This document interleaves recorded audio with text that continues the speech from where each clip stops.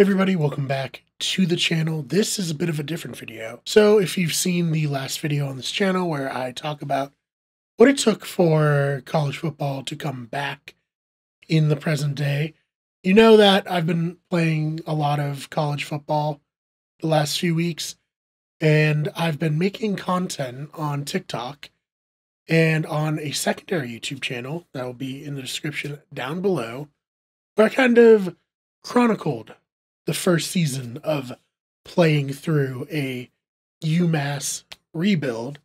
It's been a lot of fun. It's a little bit different of video. I know we used to do stuff like this on this channel a little bit more frequently.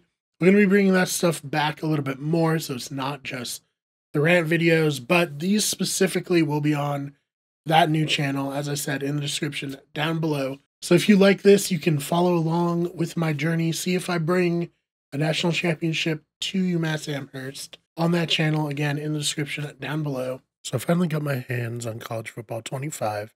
And the very first thing I did was start a dynasty with UMass. It's time to bring them and my home state some collegiate glory. After making my coach a former linebacker turned offensive innovator, I was ready to hop into my first game. So UMass hasn't had a lot of success the past few years. Okay, they haven't had any success, so at least expectations will be low. First up was Eastern Michigan, and obviously when I saw that, I was like, this will be a cakewalk, but then I remembered I'm playing as UMass, so it would be a dogfight. They went up 3-0, but we answered back with a nice rushing touchdown. Then we continued to establish a run and scored another touchdown.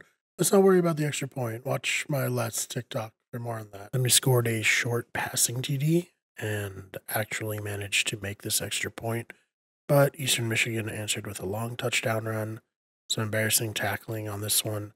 Practice next week, not going to be fun for the defense. And the bad tackling wouldn't stop there, because on their next drive, I let up this terrible touchdown. But we proved that a tight end is a quarterback's best friend with this touchdown.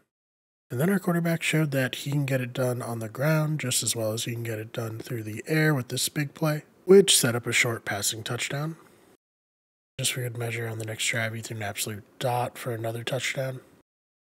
In the fourth quarter, Eastern Michigan would continue to fight back, but luckily we were able to hold off the comeback attempt and eventually swat it down on fourth down to end the game to get UMass their very first win of the season and our first win of this dynasty rebuild.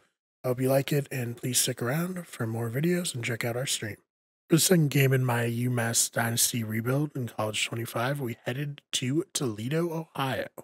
And while we did give up an early touchdown here, things would get out of hand, as we answered with a quick touchdown pass. Then they kicked a field goal, but we were able to return the ensuing kickoff for a touchdown. And it was a tight game after the first quarter. Toledo was able to take the lead back early in the second, but that didn't last long, as we got a great touchdown on this long pass. And I'd quickly find out that playing defense in this game is not easy, especially when you're playing for UMass. Okay, maybe I'm just terrible at it. It's time to get serious. I didn't virtually come to Ohio to lose, so we scored another long touchdown. And yet another long touchdown. And a third to our tight end, because again, a tight end is a quarterback's best friend. And while this one wasn't long, it was the tight end again. Friendship. Look, I know that it isn't the best look to be running up the score with under 5 minutes left, but they're only 5-minute quarters. And it's not like Toledo stopped fighting. Okay, this one may have been, unnecessary. And I can see the argument for this one being unsportsmanlike, but these are backups. And that would be the final score, and I'll let the announcers sum it up. Just complete and utter dominance in this one. Outplayed their opponent and took care of business. And UMass moves to 2-0. Follow if you enjoyed this, and check out some of our live streams. Week 3 against the Buffalo Bulls, not the Bills, the Bulls. UMass looking moved 3-0, but this was not a good way to start it, as we got down 7-0. But we'd answer right back with a short run. Buffalo would get a field goal, and honestly, with the way I've been playing defense lately, that's a win. And this long touchdown would be an even bigger win, I even got an achievement here. That's the first achievement I've gotten in college football 25. We'll take it. Then I'd continue to play some horrible defense. Am I the only one struggling, or are a lot of people struggling at this in this game? Regardless, we'd find our favorite target, number 4, Gablin, across the middle for another touchdown, which led to a pretty crazy series of events as they ran the ensuing kickoff back for a touchdown. Then we almost ran the kickoff back for a touchdown, but ran out of a little steam there. But Gablin would get another touchdown across the middle for us to take the lead back. And then Buffalo would score with 16 seconds left in the half to take the lead. Then, as time expired in the second quarter, we threw up this bomb to take the lead back. What a crazy game, and it's only halftime. Follow for the second half. Okay, second half underway, and we start off quickly with a short throw to our tight end. He breaks one tackle, he breaks another tackle, breaks a third, and in for a touchdown. Buffalo would respond with a short run in for a touchdown. I know I've said the tight end's our quarterback's best friend, but the concept of yards after the catch have to be a close second as we get a long touchdown here. And the defense shows that they still have a lot to improve on. I know I'm saying them. I still have a lot to improve on when it comes to playing defense here. As bad as I've been on defense, I like to think that I've stepped up on offense. Mostly out of necessity, because if I didn't, I'd lose every game. But we had a long pass here, and then I accidentally spun out of bounds. But we got the touchdown back on the next play. And I had to include this clip because it shows us actually making a play on defense, which would lead to a touchdown with our receiver showing off his sneaky athleticism. Buffalo would fight back with a really perfect fade route. And I actually made a field goal, which is impressive to me. Then Buffalo would cut it back down to a one-score game, but we'd fortunately be able to recover the onside kick and kneel this game out to improve to 3-0. Thank you so much for watching. Make sure to follow on TikTok, YouTube, and Twitch to see just how far we can get UMass in year 1 of this rebuild. So game number 4 against FCS Southeast, which I've heard has been giving people problems, but quick start for me with this touchdown. He'd answer back with this field goal, or as I like to call it, a strong defensive stand. And capitalizing off that, Fumikan found Gablin for a short touchdown. Then in what is maybe my worst defensive moment in this game so far, force the fumble, gets picked back up, and run all the way in for a touchdown. Fortunately, our special teams would bail us out with this long, powerful kick return touchdown. Then the Pandas would show why they're being so hyped up on Twitter with this long drive ending in a touchdown. We'd answer right back with our own drive and second touchdown to Gablin. Then it was time for the defense to show off what's made them so popular this season: missed tackles and bad effort. But we would answer with a touchdown, and I have to say, I love the passing in this game. You can get so much air under it, unlike Madden, where I feel like you're kind of throwing into the defender's backs or giving them a chance to make a play. Don't love that. Then the Pandas would miss a field goal and an opportunity to cut it down to a one-score game. If you're watching on TikTok, follow for part 2. If you're on YouTube, I guess just keep watching. Starting off the second half, and this play is really a good example of what I try to do on offense in this game since I'm so bad at defense.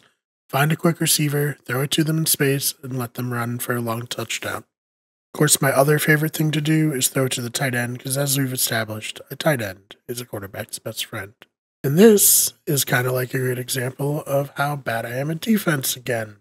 Seriously, just no good angles, no good plays, a long touchdown for the other team. That's okay. We're able to get our quarterback another touchdown, and I'm really going for the Heisman at this point in this rebuild. And that'd be it. Another win for UMass, 4-0. Probably the best start for them ever as a Division I team. If you're enjoying this, please follow on TikTok, YouTube, and Twitch for our streams, and we'll see you in the next one. All right, game number 5, UMass versus Miami. I remember when Big Ben was coming out in the draft and being absolutely flabbergasted that there was another Miami University. Starting the game off with the extremely rare defensive stop. Then we found Gablin over the middle, and really key to passing in this game, find a fast receiver, put him in the slot. You almost always have bad matchups and lead to great plays like this. But Miami would respond. Look at this quarterback, looking like a young Big Ben on the field, and hopefully only on the field. And then we'd respond with a touchdown to Keyshawn Brown coming across the middle. Nice little hurdle, touchdown. But that wouldn't faze Miami as they responded with a touchdown of their own again. But Frank Ladson Jr. said, "I'm just faster than everybody. Here's another touchdown."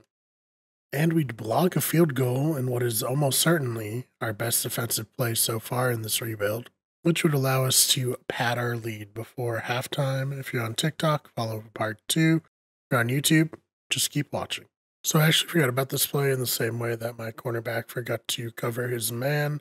So this is actually the last play before halftime. Just kidding. You think we'd let that stand? No. We're taking a 2-score lead into halftime.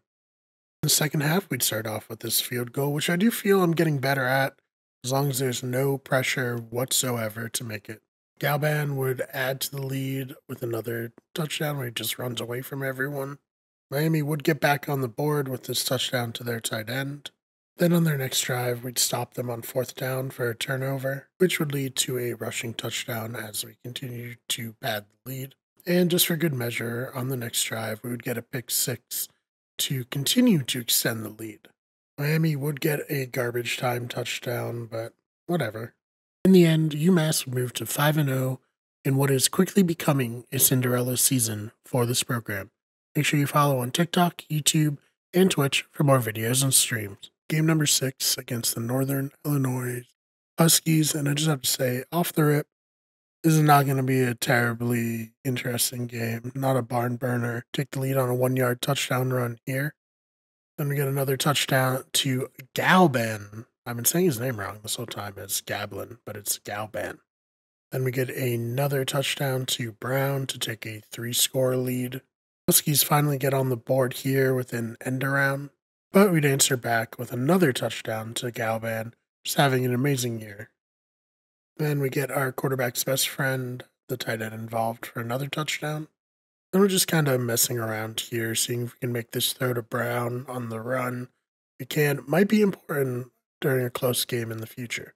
Then we get another touchdown here, just trying to get people involved, try to get everyone having fun, some good vibes. Huskies would respond. I think this is good for them, get some rhythm going into the next game. Backups are in at this point, just trying to get some reps, get some experience. Northern Illinois would add a field goal for some reason near the end, but that would be it. So UMass moves to 6-0, bowl eligible, and if you enjoyed this, please follow us on TikTok, YouTube, and Twitch. All right, game number 7 against number 24, Missouri. I have to say, this was the first one that I was genuinely nervous about going in. Pretty much play Madden year-round. This game, at least offensively, hasn't been too difficult of a transition, but there are certain points where no matter how good you are at playing these games, sometimes your team's just outmatched, and I thought this might be when that happens. Nevertheless, we start off with a quick touchdown to our favorite target, Galban. And this is what I was talking about. Look at this. This had my cornerback looking like that meme of Eli Apple as burnt toast. That's some SEC speed. But we'd fight back with a short touchdown run.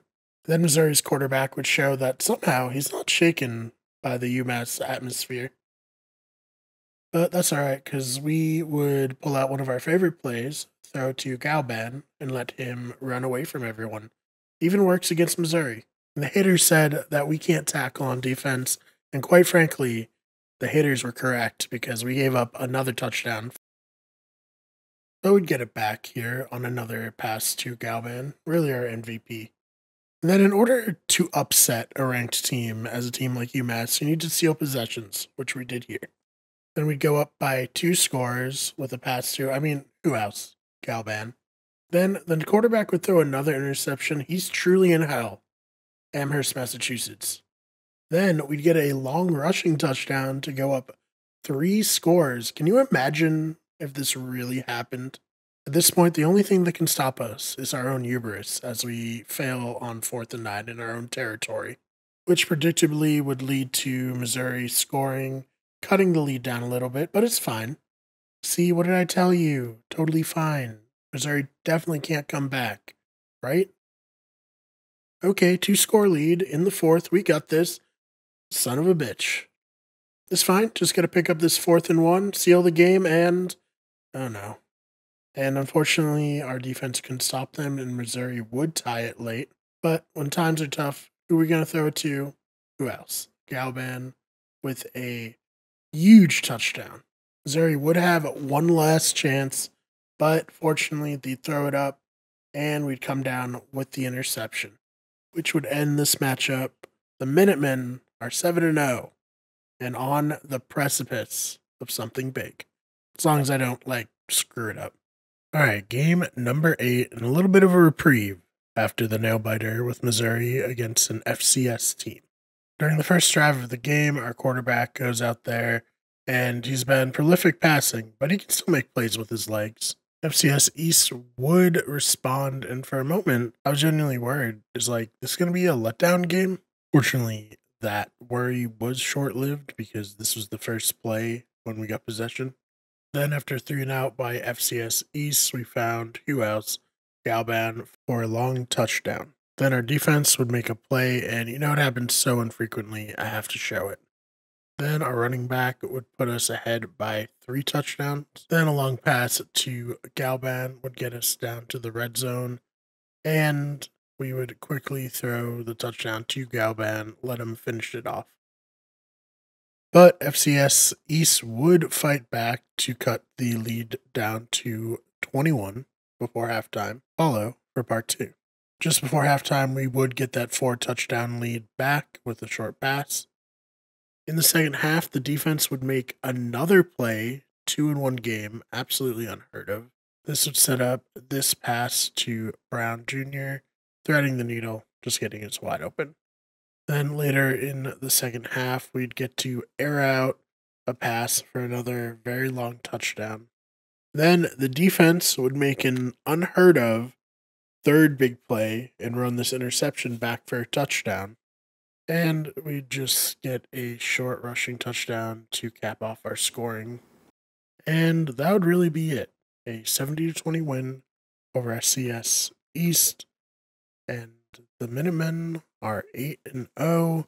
Certainly better than I thought we'd be doing in the first year of the rebuild. I don't think we can make the college football playoff as a school so low as UMass, but then the defense would make an unheard of 3rd big play and run this interception back for a touchdown. Next up in our dynasty for game number 9 is Mississippi State. Playing an SEC team is always going to be tough, so not a huge surprise that the defense can't tackle here. To look at this stadium pulse, not used to this playing as UMass, but didn't affect us too much as we were able to tie the game up. Then we take a little screen pass and turn it into a huge gain, going in for the touchdown, taking the lead in hostile territory. Then we show why we're known for our stalwart defense, just a complete iron curtain here at UMass. Jesus Christ. But special teams would make up for it with a blocked kick. And after that, we get a long touchdown again. Stadium pulse isn't so bad when it isn't erasing your play art. And a good way to silence the stadium is to get a turnover, which would set up this touchdown by our quarterback's best friend, our tight end. But the Bulldogs would respond with this run, and really any running back is going to have a career day against our defense. But we'd get another block on the extra point. Did they make this easier with the patch? Unfortunately, our next possession on offense would end with this just terrible pick 6. And anytime things start to go poorly for us, we just gotta throw it to Galban. He'll get us back on the board. And those blocked extra points are really coming in clutch because we cannot stop this offense. But alas, the Bulldogs left 6 seconds on the clock, which was 6 seconds too long, as we score right before halftime. We wanted to slow things down in the second half, take our first possession, waste a lot of time, and end it with another touchdown to our quarterback's best friend. Then the coaching suggestion was to go for two, and we failed. And then Mississippi State's offense was not taking the hint of trying to run the clock down, as they got this huge run to set up a shorter run for a touchdown. But that's okay. We got the ball back and got another decent drive for a touchdown. But once again, Mississippi State was not messing around because they threw a short pass that turned into an extremely long touchdown immediately. But that's all right. We'll just kick a field goal in this extremely hostile environment. I thought I did well too. That's fine. We'll just stop them on 4th and 29. No way they're making this. Okay, he was wide open. But the defense actually clutched up, made a huge play to make this interception, and basically seal the game. I want to give a shout out to the developers for this quality of life improvement where you can just kneel it down once and it just runs the clock out. Great stuff. So we're on to 9-0 for UMass. Just a magical season so far. So we're back for game number 10 versus Liberty. So in the rain, we deliver a pretty bad throw, but fortunately, when your receiver's that wide open, it doesn't really matter. I think the game does a really good job showing the iconic Massachusetts horrible late fall weather. I know it's like 33 degrees in this rain. Anyways, that's a long touchdown. Time for the defense to step up and do their thing.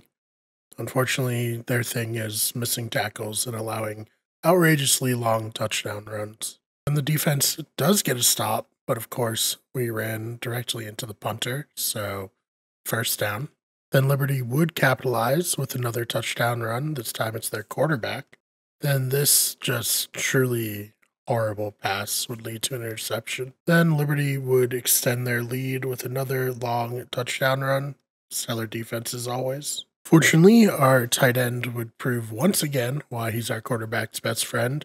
Just incredibly slippery in the rain for this touchdown. And I rag on the defense a lot, mostly how I can't tackle, but they make a play here.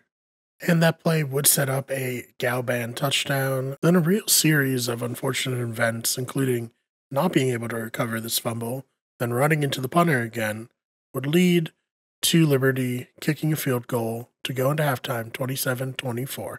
Then Liberty would drive down the field to open the second half to take the lead back, but we'd take it right back with another long pass. Then after a defensive stop, this really long run, usually on the other end of these, would set up a short touchdown run. Liberty would add a field goal to keep it close, but we'd extend the lead with another rushing touchdown. Then the defense would make another play, getting an interception here. And after that, all there was left was to run the clock out. UMass remains undefeated. Game number 11 against Georgia. Now, Georgia, this is a real college football team. They're in the SEC. They've won national championships in 2021 and 2022. To say I was nervous going into this game would be an understatement. But we're undefeated.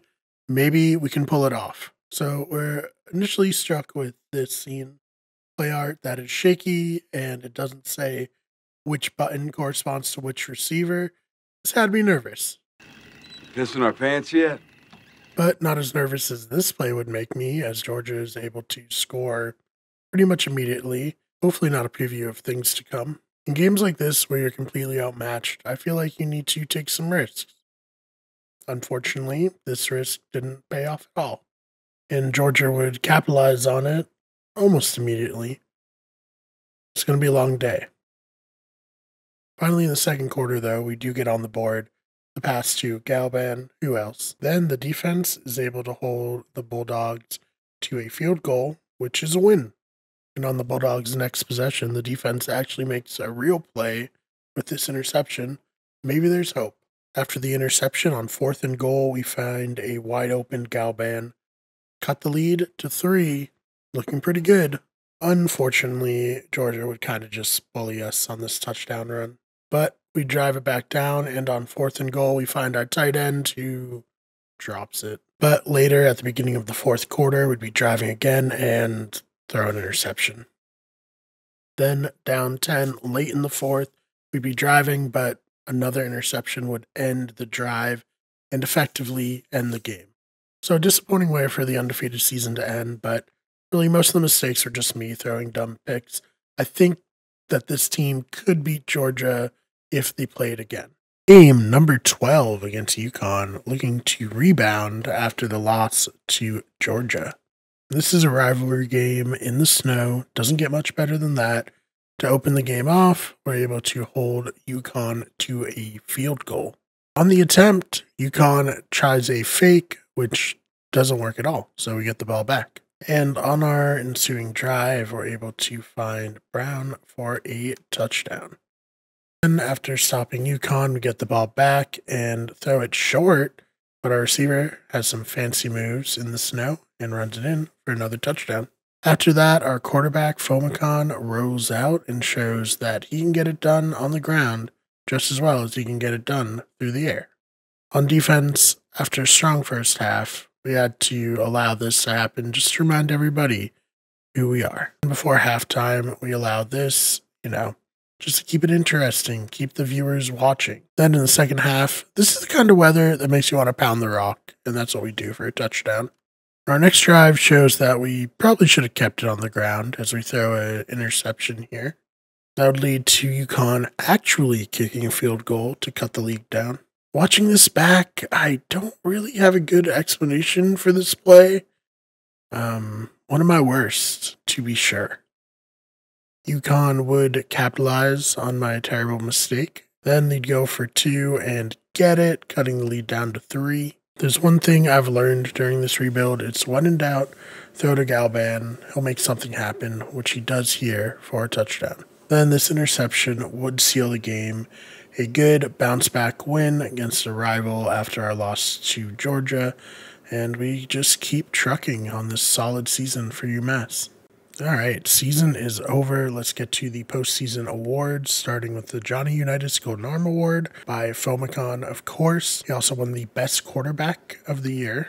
Then Sterling Galvan, he really popped off. 2024 Player of the Year Award. Also got the Best Receiver Award, and of course the Heisman Trophy. Now we got to play Nevada in the Lockheed Martin Armed Forces Bowl. And I have to say, if I were to come up with a parody bowl to kind of show where America is and where college football is, I would have named it after Lockheed Martin. Little did I know, they already sponsor one in real life. And to start the game off, we got Fomicon launching precision strikes to Galban to set up this bunker-busting touchdown run. But Nevada would respond with a guided missile of their own for a touchdown. Okay, I'm going to stop making jokes about weapons and just get to this. And I'm going to chalk this up to some big game jitters. UMass not used to being in bowl games, so we'll just walk it off. The defense would make a huge play, recovering this fumble and erasing the mistake. Take a lead back on this pass, and it's really making me think, I'm going to miss these players. The next year is going to look very different. Nevada would tie it up with this nifty little option run by their quarterback, but we'd take the lead right back with this short touchdown pass. Then late in the first half, we'd get an interception to stop their drive. And while we weren't able to capitalize, we were able to hold them to a field goal when they got the ball back right before halftime. To start the second half, we turned a broken play into what is probably the most exciting touchdown we've had all season. But it really wouldn't be a UMass game without us giving up just an insane offensive touchdown to the other team. Then we'd let them score again on their next drive, and I'm sweating a bit. Fortunately, we would be able to get the lead back here. Then, after a missed 2-point conversion on the ensuing drive, we'd get a huge pick 6 to extend our lead. Yeah, just gotta run the clock out a little bit here. Then in the fourth, the defense would make another big play to prevent Nevada from scoring. Then Nevada would throw another costly interception, and we'd kick another field goal for good measure, but miss. And that would actually prove costly because immediately afterwards, Nevada would throw the short pass and turn it into a long touchdown run. but fortunately they weren't able to recover the onside kick, and then we were able to kneel it out, get a bowl victory in our first season, 12-1 final record. Exceeded all expectations for the first year of this rebuild. Hey, thank you so much for checking out this video. Like I said, a little bit different, but I hope you did enjoy it. And if you did like it, make sure you follow our Twitch channel, twitch.tv/wickedgeteverything, and the channel down below to stay up to date with what's happening in this rebuild.